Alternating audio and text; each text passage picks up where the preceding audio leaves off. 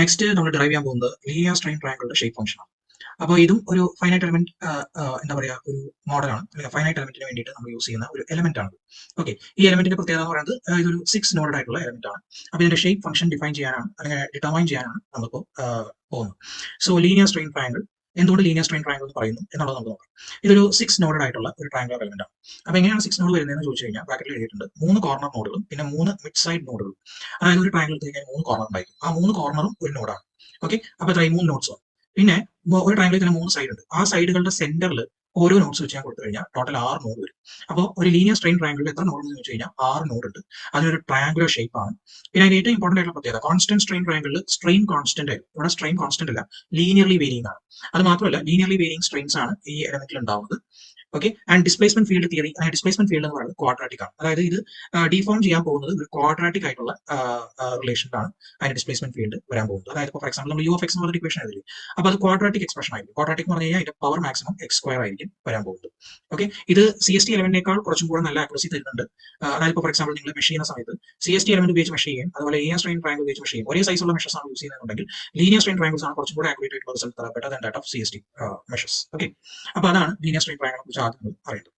Quadratic ആയിട്ടുള്ള displacement field ആണ് ഇതിലുണ്ടായിരിക്കുക. 6 node ഉണ്ടായിരിക്കും. ഇനി 6 നോഡുകളിലായിട്ട് ചേർന്ന് എത്ര ഡിഗ്രീസ് ഓഫ് ഫ്രീഡം ആണെന്ന് വെച്ച് കഴിഞ്ഞാൽ ഓരോ നോഡിലും എക്സ് ഡയറക്ഷനിലും വൈ ഡയറക്ഷനിലും മൂവ്മെന്റ് പോസിബിൾ ആണ്. സോ 2 ഡിഗ്രീസ് ഓഫ് ഫ്രീഡം ആണ് ഓരോ നോഡിലും. അങ്ങനെ 6 നോഡ്സ് ആകുമ്പോൾ 12 ഡിഗ്രീസ് ഓഫ് ഫ്രീഡം വരും. ഓക്കെ, ക്വാഡ്രാറ്റിക് ഷേപ്പ് ആണ് ഇതിന്റെ ഡിസ്പ്ലേസ്മെന്റ് ഫംഗ്ഷൻ ഉണ്ടാവുന്നത്. അതായത് പരമാവധി പവർ എന്ന് പറയുന്നത് എക്സ് സ്ക്വയർ അല്ലെങ്കിൽ വൈ സ്ക്വയർ എന്നുള്ള രീതിയിലാണ്. സ്ട്രെയിൻ വേരി ചെയ്യുന്നത് ലീനിയർ ആയിട്ടാണ്. ഫൈൻ. സോ നിങ്ങൾക്ക് ഇവിടെ ലീനിയർ സ്ട്രെയിൻ ട്രയാങ്കുലർ എലമെന്റ് കാണാം. ഇതിന്റെ ഷേപ്പ് ഫംഗ്ഷൻ ആണ് നമുക്ക് കണ്ടുപിടിക്കേണ്ടത്. 6 നോഡ്സ് കാണിച്ചു തരാം. 1 പിന്നെ 2 3 3 കോർണർ നോഡുകളായി. പിന്നെ 4 5 6 കണ്ടോ, 1 3 എന്ന് പറയുന്ന സൈഡിന്റെ സെന്ററിൽ 6, 1 2 എന്ന് പറയുന്ന സൈഡിന്റെ സെന്ററിൽ 4, 2 3 എന്ന് പറയുന്ന സൈഡിന്റെ സെന്ററിൽ 5. ഇങ്ങനെയാണ് 6 നോഡ് വരുന്നത്.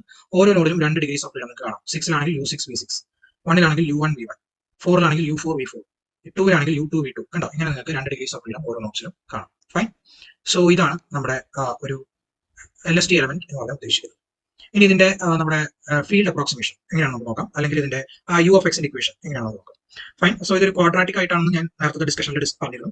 അപ്പോൾ അതെങ്ങനെയാണെന്ന് നോക്കാം. You can see here U എന്ന് പറയുന്നത് it is written as A1 plus A2x plus A3y plus A4xy plus A5x² plus A6y². കണ്ടോ, ഏറ്റവും മാക്സിമം പവർ എന്ന് പറയുന്നത് 2 ആണ് വരുന്നത്. സോ അതുകൊണ്ടാണ് ഇതിന് ക്വാഡ്രാറ്റിക് ആണ് ഇതിന്റെ ഫോം ഡിസ്പ്ലേസ്മെന്റ് ഫീൽഡ് എന്ന് പറയാൻ കാരണം.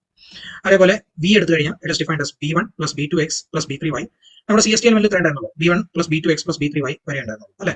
പ്ലസ് ഈ ഒരു എലമെന്റ് ആയി കഴിഞ്ഞപ്പോൾ it is B4xy plus B5x² plus B6y² എന്ന് പറയുന്ന രീതിയിലേക്ക് വന്നു. അപ്പോൾ ഇത് മൊത്തം നിങ്ങൾ ആഡ് ചെയ്ത് നോക്കി, A1 മുതൽ A6 വരെ 6 ജനറലൈസ്ഡ് കോർഡിനേറ്റ്സ്, B1 മുതൽ B6 വരെ 6 ജനറലൈസ്ഡ് കോർഡിനേറ്റ്സ്. സോ മൊത്തം 12 ജനറലൈസ്ഡ് കോർഡിനേറ്റ്സ്. ഇവിടെ 12 ഡിഗ്രീസ് ഓഫ് ഫ്രീഡം ആണ് മെയിൻ ആയിട്ടുള്ളത്. സോ 12 ജനറലൈസ്ഡ് കോർഡിനേറ്റ്സ് നമുക്ക് കിട്ടി കഴിഞ്ഞു. ഫൈൻ. ഇനി നമ്മൾ നേരത്തെ സി എസ് ടി ചെയ്ത പോലെ തന്നെ നമുക്ക് ചെയ്യാം. അതായത് നമ്മളിപ്പോൾ നേരത്തെ ഇക്വേഷൻ ആയിട്ട് എഴുതിയാൽ നമുക്ക് മെട്രിക്സ് രൂപത്തിൽ എഴുതിയാണ് കാണുന്നത്. യു മെട്രിക്സ് യു അല്ലെങ്കിൽ displacement field U is equal to 1x y x y x square y square. അത് ഇൻറ്റു A1 തൊട്ട് A6 വരെ കോളം മെട്രിക്സ് ആയിട്ട് എഴുതും. അതായത് A1 A2 A3 A4 A5 A6. അപ്പോൾ നമ്മൾ നോക്കിയൊക്കെ ഇത് മൾട്ടിപ്ലൈ ചെയ്താൽ കിട്ടുന്ന ഉത്തരം എന്ന് പറയുന്നത് ഈ ഇക്വേഷൻ ആയിട്ട് A1 into 1 plus A2 into x plus A3 into y plus A4 into xy plus A5 into x square plus A6 into y square. അതിനുള്ള ഇക്വേഷൻ ആണോ. അതേപോലെ ബി നമുക്ക് എഴുതാം 1xy xy x square y square B1 മുതൽ B6 വരെ multiply ചെയ്താൽ നമുക്ക് കിട്ടും. ഇനി നെക്സ്റ്റ് നമ്മൾ ചെയ്യാൻ പോകുന്നത് എപ്സിലോൺ എക്സിന് വേണ്ടിയിട്ട് നമ്മൾ ഇക്വേഷൻ കണ്ടുപിടിക്കുകയാണ്. Doe u by doe x നമുക്കറിയാം, epsilon by doe v by doe y and epsilon gamma X y എന്ന് പറയുന്നത് doe u by doe y plus doe v by doe x. ഇത് നമ്മൾ ജസ്റ്റ് യുവിനെ ഒരു വട്ടം ഡിഫറൻഷിയേറ്റ് ചെയ്യാൻ respect to X. അപ്പോൾ ഇവിടെ എക്സ് ഇല്ല, അതുകൊണ്ട് ഇവിടെയും എക്സ് ഇല്ല, ഇവിടെ എക്സ് ഉണ്ട്. So A2 plus A4y plus 2A5x എന്നുള്ള രീതിയിൽ നമുക്ക് കിട്ടും. A2 plus A4y plus 2A5. അതേപോലെ എപ്സിലോൺ വൈ ഇക്വേഷൻസ് കിട്ടും. അപ്പോൾ എപ്സിലോൺ വൈയും അതേപോലെ തന്നെ നമുക്ക് കണ്ടുപിടിക്കാം. വി എന്ന് പറയുന്ന ഇതിനെ ഒരു വട്ടം ഡിഫറൻഷിയേറ്റ് ചെയ്യാൻ റെസ്പെക്ട് ടു വൈ. അപ്പോൾ നമുക്ക് ഈ ഒരു ഇക്വേഷൻ കിട്ടും.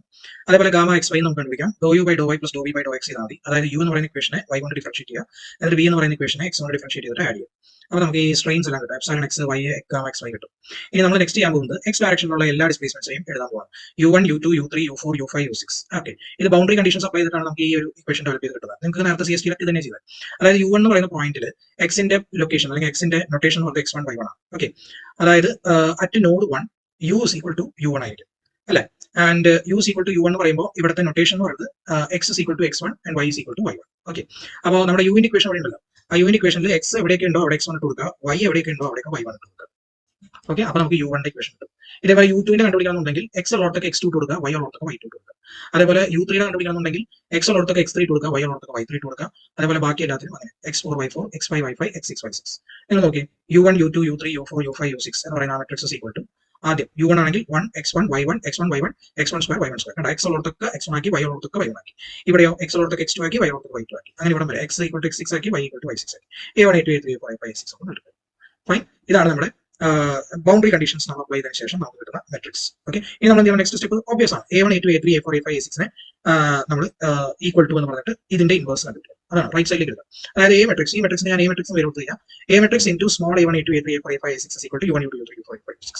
ഇനി എന്ത് ചെയ്യണം? A മെട്രിക്സ് കണ്ടു ഈ small A1 A2 A3 A4 A5 A6 എന്ന് പറയുന്നത് is equal to ഇതിനെ ഇങ്ങോട്ട് എടുത്തു കഴിഞ്ഞാൽ A inverse of U1 U2 U3 U4 U5 U6 എന്ന് കിട്ടും. ഇനി A ഇൻവേഴ്സ് കണ്ടുപിടിക്കാനുള്ള സ്റ്റെപ്പ് എന്ന് പറയുന്നത് അത് 4 ബൈ വലിയൊരു മെട്രിക്സ് ആണ്. സോ അതിന്റെ ഇൻവേഴ്സ് കണ്ടുപിടിക്കാൻ മാത്രം എഴുതിയാൽ മതി. അതിന്റെ ഇൻവേഴ്സ് കണ്ടുപിടിക്കാനുള്ള സ്റ്റെപ്പ് നമുക്ക് എഴുതാൻ പറ്റില്ല. So what we need to do is നമുക്ക് ചെയ്യാൻ പറ്റുന്നത് വളരെ സിംപ്ലിഫൈഡ് ആയിട്ട് എഴുതാം. അതായത് നമുക്ക് ഇത് ജനറൽ ഇക്വേഷൻ ആണ്, നമ്മുടെ ജനറൽ ഇക്വേഷൻ. അതായത് u is equal to 1 x y x y x square y square a inverse അല്ല ഇവിടെ ഉണ്ടായിരുന്നത്. ഇവിടെ ആദ്യം ഉണ്ടായിരുന്നത് A1 A2 A3 A4 A5 A6 ആണ്. നിങ്ങൾ നോക്കിയാൽ കാണാം. അതായത് ആദ്യത്തെ ഇക്വേഷൻ ആണ് എഴുതി വെച്ചത് u is equal to 1 x y x y x square y square A1 A2 A3 A4 A5 A6. Okay, പക്ഷെ തൊട്ട് മുമ്പത്തെ സ്റ്റെപ്പിൽ നമ്മൾ A1 A2 A3 A4 A5 A6 നമുക്ക് ഇങ്ങനെ എഴുതാം എന്ന് നമ്മൾ എഴുതിയതുകൊണ്ട് തന്നെ നമുക്ക് ആ പോർഷനിൽ നമ്മൾ റീപ്ലേസ് ചെയ്യാണ്. It is equal to A inverse into U1 U2 U3 U4 U5 U6 എന്ന് റീപ്ലേസ് ചെയ്യും. ഇനി നമ്മൾ ചെയ്യേണ്ടത് എന്താ? ഇതിന്റെ A ഇൻവേഴ്സ് കണ്ടുപിടിച്ചിട്ട് അതിനെ ഈ 1 x y x y x square y square കൊണ്ട് മൾട്ടിപ്ലൈ ചെയ്യും. അത് മൾട്ടിപ്ലൈ ചെയ്യുമ്പോൾ നമുക്ക് ഒരു മെട്രിക്സ് കിട്ടും. ആ മെട്രിക്സ് ആണ് ഇതാണ് n മെട്രിക്സ് എന്ന് പറയുന്നത്. കാരണം ഇതൊക്കെ displacement function is equal to something multiplied by nodal displacements. അപ്പോൾ നോഡൽ ഡിസ്പ്ലേസ്മെന്റ്സിന്റെ കൂടെ ഷേപ്പ് ഫംഗ്ഷൻ മൾട്ടിപ്ലൈ ചെയ്താലാണ് നമുക്ക് ഡിസ്പ്ലേസ്മെന്റ് ഫംഗ്ഷൻ കിട്ടുക. അപ്പോൾ ഇതെന്ന് പറയുന്നത് it is nothing but shape function ആണ്. ഓക്കെ, 6 കോർഡിനേറ്റ്സ് ഉണ്ട്. അപ്പോൾ അതുകൊണ്ട് തന്നെ x ഡയറക്ഷനിൽ 6 ഡിഗ്രീസ് ഓഫ് ഫ്രീഡം ഉണ്ട്. അപ്പോൾ അതുകൊണ്ട് തന്നെ 6 ഷേപ്പ് ഫംഗ്ഷൻസ് വരും. n1 n2 n3 n4 n5 n6 എന്ന് പറയുന്നത് it is equal to 1 x y x y x square y square into A inverse ഇവിടെ വരും. ഇതാണ് ഷേപ്പ് ഫംഗ്ഷൻ എന്ന് പറഞ്ഞു കഴിഞ്ഞിട്ട് നിങ്ങൾക്ക് സ്റ്റോപ്പ് ചെയ്യാം. ഓക്കെ, എന്നിട്ട് നിങ്ങൾക്ക് ആ ഷേപ്പ് ഫംഗ്ഷൻസിന്റെ വാല്യൂ നമുക്കറിയാം. Maximum value shape function y ആയിരിക്കും. ഓക്കെ, n1ന്റെ മാക്സിമം വാല്യൂ നോഡ് 1ലായിരിക്കും, n2ന്റെ മാക്സിമം വാല്യൂ നോഡ് 2ലായിരിക്കും, n3ന്റെ മാക്സിമം വാല്യൂ നോഡ് 3ലായിരിക്കും. ബാക്കിയൊക്കെ ക്വാഡ്രാറ്റിക് ആയിട്ട്, അതായത് സ്ട്രെയിറ്റ് ലൈൻ പേജ് ജോയിൻ ചെയ്ത് ഒരു കർവ് പോലെ വരയ്ക്കും കേട്ടോ. അതുപോലെ n4ന്റെ മാക്സിമം വാല്യൂ നോഡ് 4ലായിരിക്കും മാക്സിമം, അതായത് ഫസ്റ്റ് സൈഡിന്റെ സെന്ററിൽ. അത് കഴിഞ്ഞ് n5ന്റെ മാക്സിമം വാല്യൂ സെക്കൻഡ് സൈഡിന്റെ സെന്ററിൽ. അത് കഴിഞ്ഞ് n6ന്റെ മാക്സിമം വാല്യൂ തേർഡ് സൈഡിന്റെ സെന്ററിൽ മാക്സിമം. അപ്പൊ അങ്ങനെ നിങ്ങൾ ഈ ഒരു ഷേപ്പ് വരച്ച് കംപ്ലീറ്റ് ചെയ്യുക. ഇതാണ് LST എലമെന്റിന്റെ ഷേപ്പ് ഫംഗ്ഷൻ ഡ്രൈവ് ചെയ്യാനുള്ള മെത്തേഡ്. ഓക്കെ.